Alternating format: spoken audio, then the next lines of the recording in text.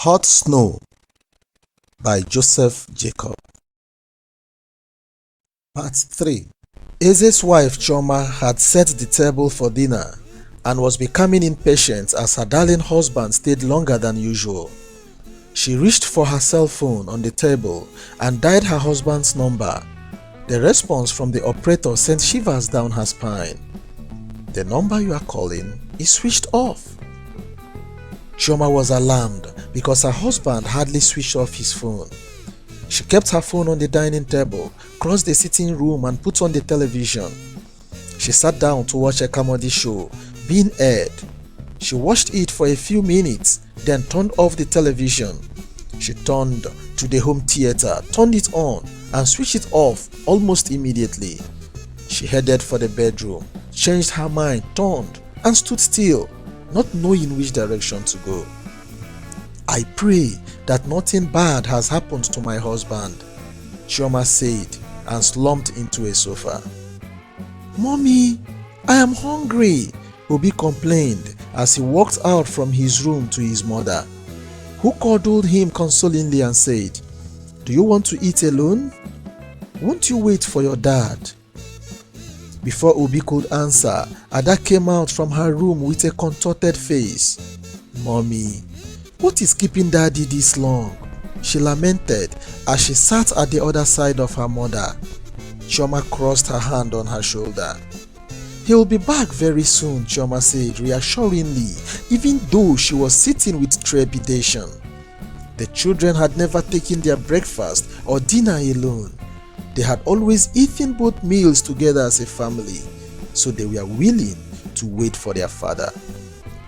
When it seemed they would be waiting for eternity, the doorbell rang. Chioma and her children scrambled for the receiver, but Obi was the fastest. "Hello? Who?" Obi asked. "Obi, it's Daddy." "Daddy is back!" Obi shouted as he handed the receiver to his mother, then ran to the door and opened it for his father. "Dear son," Eze said smilingly as he embraced Obi and attempted to raise him up, but found him too heavy. Obi, like his sister, was growing fast. He weighed beyond his age of 13, while his sister was 1 year older. Eze and Chioma would have wanted more children if not for Chioma's ill health. A gynecologist advised against having another child.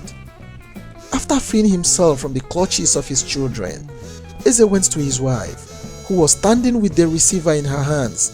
She was glad that her husband was back, but she glowered.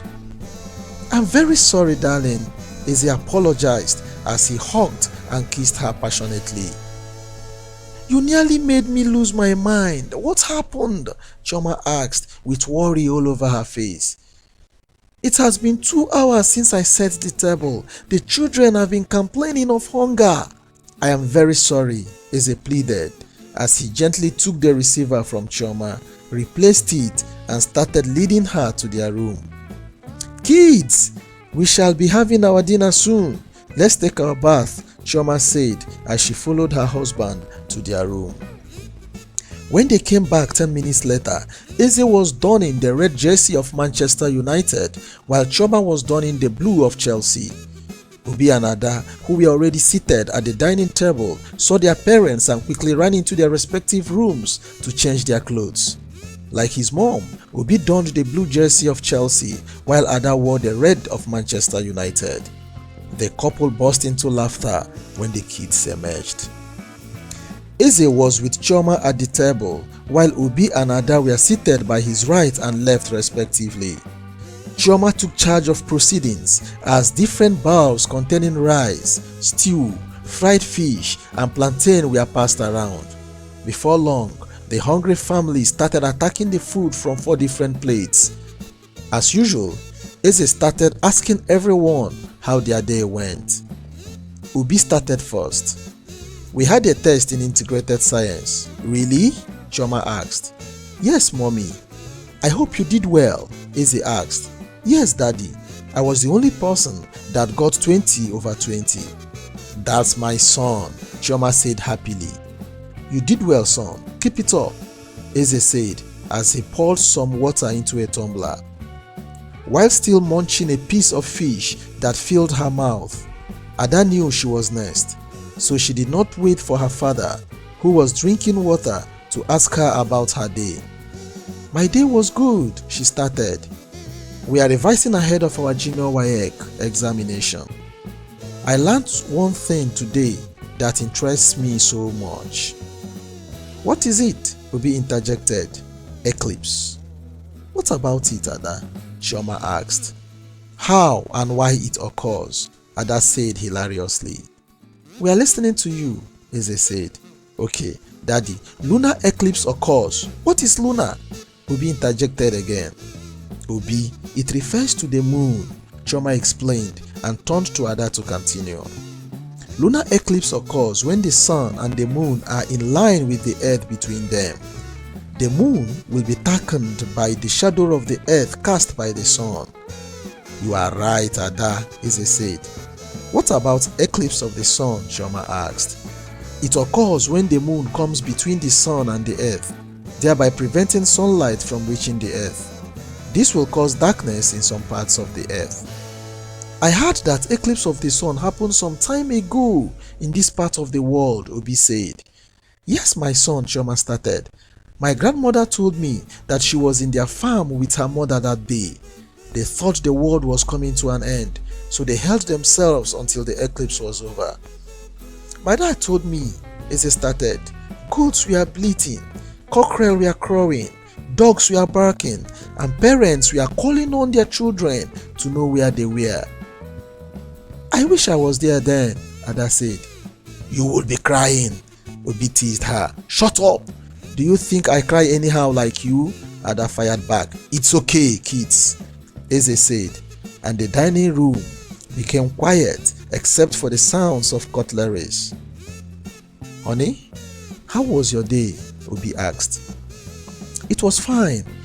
We had a send-forth party for the outgoing permanent secretary, Mrs. Ugoji. I didn't know when I broke down in tears. She was very good to me." "Is she retiring or is she being transferred to another ministry?" Eze asked. "She's moving to the Ministry of Culture and Tourism. I'm praying her replacement will be as good as her." "How did you do about transportation?" Eze asked. "Ah, honey, if not for a colleague, I would have been late to work." "What about you?" "I met a secondary school friend who gave me a ride. Yet, I got to the office a few minutes late." "Were you queried?" Chioma asked alarmingly. "No, I came before my boss." After eating, they played a card game. Eze had Ada by his right and Chioma by his left, while Obi was sitting opposite him.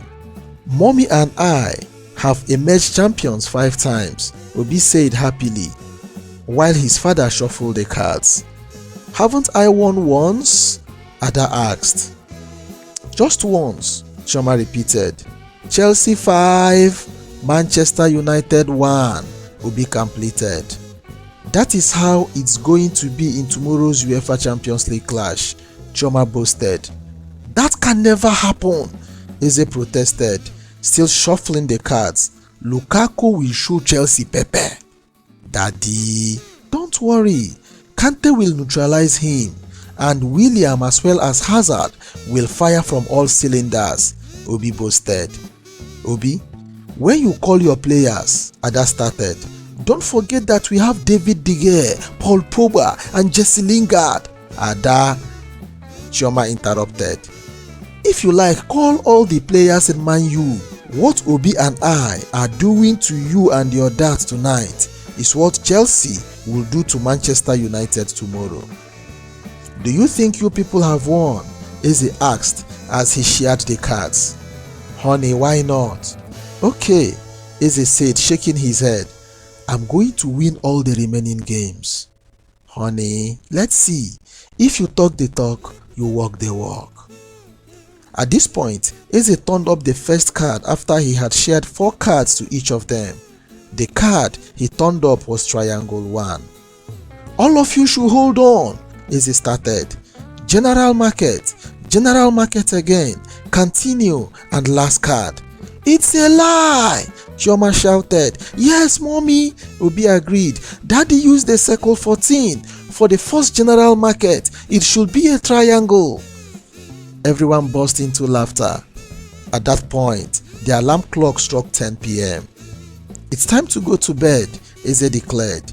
Obi packed the cards and left for his room. Ada followed him after bidding their parents good night. Eze checked to ensure that the door was locked before the couple retired to their room.